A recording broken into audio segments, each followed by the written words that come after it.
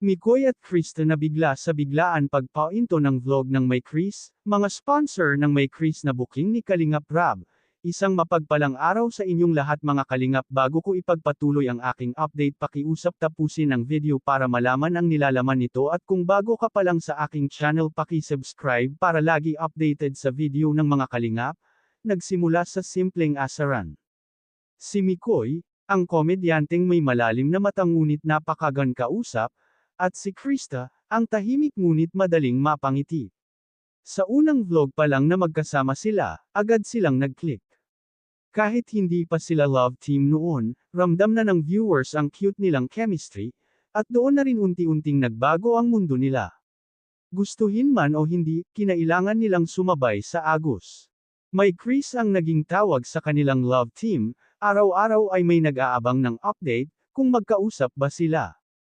Kung sweet ba sila off-cam, kung may something ba sila in real life. Hindi na sila basta magkaibigan sa harap ng camera, kailangan nilang ipakita ang chemistry.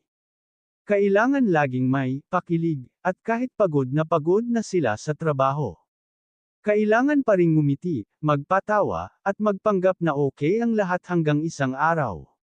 May nangyaring hindi inaasahan, biglang pinapost ni Kalingap Rab ang love team na May Kris dahil sa natuklasan nila sa mga sponsor ng May Kris. Ang mga sponsor na ito ay nagiging vlogger na at naging collector pa. Ang masaklap pa nito ay baka biglang wakwakin nito ang beneficiary nilang si Krista, kaya dahil sa pangyayaring ito bigla na lang pinatigil ni Kalingap Rab ang pagbablog sa May Kris. Maraming viewers ang nabigla sa naging desisyon ni Kalingap Rab, kahit ang May Kris ay nabigla din sa nangyari. Marami na kasi si Kalingap Rab na beneficiary na sinusulot ng mga sponsor na naging vlogger, at sa bandang huli ito pa ang naninira. Kaya nakaka-truma nga naman ang ganitong sitwasyon. Hanggang ngayon ay hindi nagsisalita si Kalingap Rab kung kailan babalik ang May Kris dahil marami na ang naiinip na viewers dito.